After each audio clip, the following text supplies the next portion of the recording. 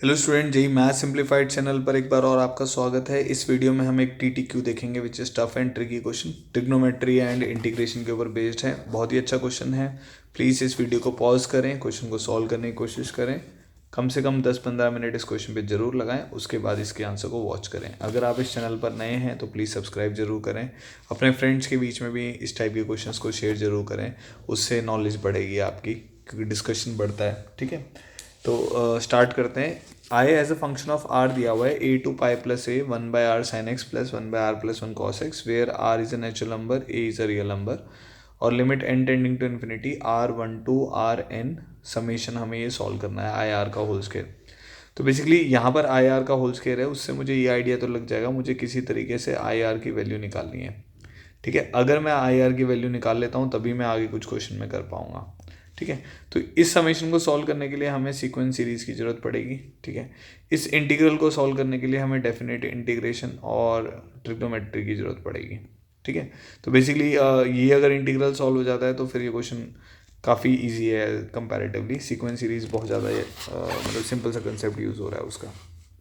चलो स्टार्ट करते हैं। इस क्वेश्चन को करने के लिए क्या करना है हमें, सबसे पहले तो ये जो इंटीग्रल है ए टू पाई प्लस ए, ठीक है, एफ एक्स डी एक्स, इसको हम 0 to pi F X D X लिख सकते हैं अगर एफ एक्स का पीरियड पाई है, if F of X has period pi.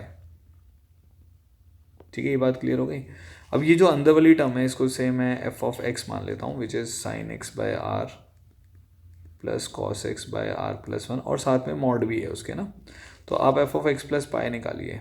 Are natural number है तो पॉजिटिव वैल्यू है, तो ये आ जाएगा minus sine x by r, third quadrant में साइन और कॉस नेगेटिव होते हैं, minus cos x upon r plus 1। ठीक है, तो नेगेटिव मॉड में भेज सकते हैं, तो ये एफ ऑफ एक्स के बराबर ही आ रहा है।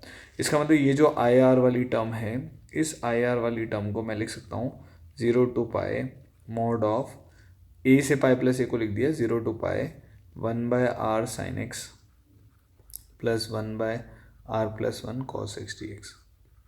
ठीक है, अब सबसे बड़ी प्रॉब्लम यही आती है इस क्वेश्चन में कि क्योंकि r belonging to natural number है, तो कोई भी अगर सोचता है तो ऐसे सोचता है कि अच्छा मैं एलसीएम ले लेता हूँ, फिर उसके बाद कुछ ऐसा हो जाएगा कि ये sine x r plus 1 plus cos x r बन जाएगा। तो ये मॉड कुछ इंटरवल में हो सकता है पॉजिटिव में खुल रहा हो सकता है कुछ इंटरवल में नेगेटिव में खुल रहा हो, है ना। तो ये दिमाग में चीज़ आती है।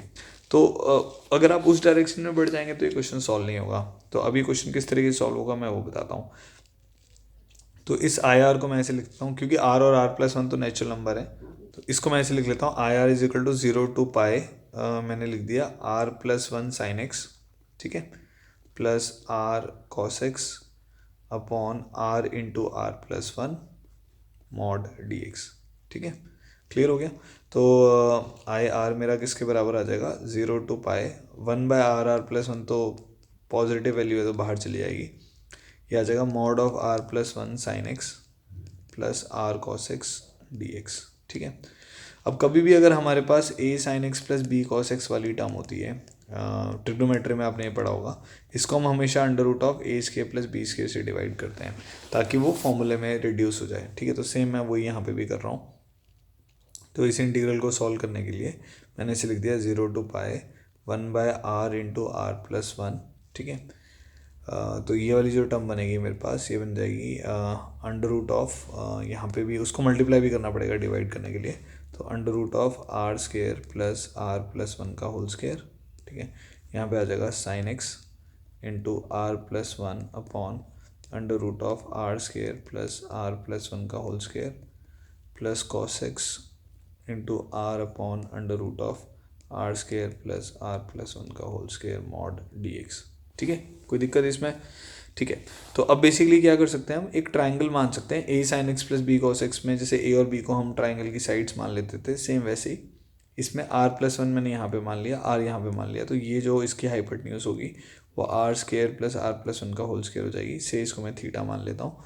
तो जो मेरा आई आर वाला टर्म है वो हो गया 0 to पाई, ठीक है, अंडर रूट ऑफ 1/r+1 का whole square plus 1/r square mod of, ये बन जाएगा मेरे पास sine x into cos theta plus cos x into sine theta D x. ठीक है, where theta is a constant obviously in terms of R है वो, तो आई आर मेरे पास आ जाएगा 0 to पाई।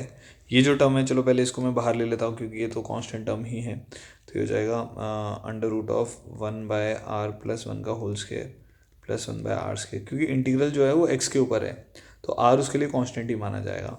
तो 0 to पाई ये हो जाएगा mod of sine of x plus theta D theta D x, sorry sine of x plus theta D x. ठीक है, क्लियर हो गया। साइन ए प्लस बी का फॉर्मूला बन रहा है sign A cos B plus cos A sine B. अच्छा, तो अब होता क्या है, जैसे अगर मान लो मेरे पास मॉड साइन एक्स का ग्राफ है 0 से पाई में, इसका जो एरिया होता है वो इंटीग्रल आप निकाल के देखोगे वो वाली वैल्यू 2 आती है। ठीक है, अब अगर मैं साइन ऑफ x प्लस पाई/4 कर देता हूँ और उसका मॉड लेता हूँ तो उसमें क्या चेंज होगा, वो -पाई/4 से पाई तक का हमें देखना था। तो ये वाली वैल्यू 3π/4 तक आएगी और फिर से मान लो पाई आ जाता है। ठीक है, तो -π/4 पे ये वाली वैल्यू हमारी कितनी हो जाएगी, -π/4 पे ये वाली वैल्यू 0 हो जाएगी, 3π/4 पे ये वाली वैल्यू 0 हो जाएगी। तो ये आपका जो ग्राफ है वो कुछ ऐसे शिफ्ट हो जाएगा और फिर आगे ऐसे शिफ्ट हो जाएगा। तो ये मॉड लेने पर तो वो ऊपर ही रहेगा। तो एरिया इसका जो होगा 0 से पाई में भी अगर आप देखोगे तो वो सेम ही आएगा। क्यों सेम आएगा, क्योंकि जितना एरिया वो यहाँ से कम हुआ है, क्योंकि आप 0 ले रहे हो ना, 0 से पाई तक ले रहे हो, तो वो 3π/4 से पाई में उतना एरिया आ जाएगा। ठीक है, तो mod of sine of x plus theta मतलब शिफ्टिंग करने से इसके एरिया में, क्योंकि मॉडुलस लगा हुआ है, वो चेंज नहीं आएगा। तो ये वाली जो वैल्यू है ये हमारे पास 2 के बराबर है। ठीक है, आप ऐसे भी कर सकते हो, x प्लस थीटा को t मान के सिंप्लीफाई कर लो तब भी आपका सेम ही आंसर आएगा।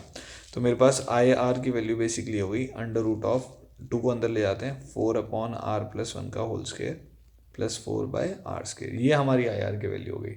अब मेरे को क्या करना है, अब इतना सॉल्व कर लिया है तो बस अब फिर क्वेश्चन आपका सॉल्व हो जाएगा। अब आपको सॉल्व करना है limit n tending to infinity I are का whole square summation r1 to n। ठीक है, r1 to n है, r1 to n है आई आर का होल स्क्वायर। आई आर का होल स्क्वायर आ जाएगा मेरे पास 4/r+1 का whole square plus 4/r² minus 8 divided by r+1 का whole square I guess. Okay, बस अब ये क्वेश्चन ख़त्म हो गया है हमारे लिए। तो ट्रिक यही थी जो हमने ऊपर इसको सिंप्लीफाई किया है। तो ये बन जाएगा limit n tending to infinity r1 to n 4/r² minus 4/r+1 का होल स्क्वायर। ठीक है, तो ये बन जाएगा limit n tending to infinity. ठीक है, अब ये वीएन मेथड बन गया जिसमें आप अगर एक्सपैंड करेंगे तो बीच वाली सारी टर्म्स कैंसिल हो जाएंगी। तो 4/1² minus 4/n+1 whole square. n tending to infinity पे डिनोमिनेटर इन्फिनिटी हो जाएगा तो ये टर्म 0 हो जाएगी। तो 4 - 0 हमारा आंसर क्या आ जाएगा, 4 आ जाएगा। सो 4 is the answer of this problem. समझ आया। तो बेसिकली क्या था इसमें, ये वाला जो इंटीग्रल था इसमें एक तो डेफिनेट इंटीग्रेशन की प्रॉपर्टी लग रही है कि a to pi plus a अगर पीरियड पाई है उसको हम 0 to पाई लिख सकते हैं। फिर शिफ्टिंग करने से क्योंकि वो मॉड साइन x बन रहा था तो उसका एरिया चेंज नहीं हो रहा था। तो यहाँ तक लिखने के बाद भी कई बार स्टूडेंट कंफ्यूज रहता है कि ये जो टर्म है इसका एरिया मैं कैसे निकालूँ। तो इसका एरिया वो शिफ्टिंग करने से एरिया जो मॉड ऑफ साइन एक्स का एरिया है वो 2 ही रहने वाला है अगर आप पूरा एक पाई का इंटरवल कवर अप कर रहे हो। तो 0 से पाई में इसका एरिया 2 ही रहेगा। उसके बाद ये वाली टर्म कांस्टेंट थी बाहर चली गई, इस इंटीग्रल की वैल्यू 2 आ गई तो मेरे पास आई आर की वैल्यू आ गई। फिर मुझे आई आर का होल स्क्वायर चाहिए था, उससे मैंने समेशन सॉल्व कर लिया using VN method. I hope आपको ये क्वेश्चन अच्छे से समझ आया होगा। 4 इसका आंसर था। अगर आपको ये क्वेश्चन जो सोल्यूशन मैंने किया अगर आपको अच्छा लगा है तो लाइक का बटन जरूर दबाएं। Thank you so much for joining us.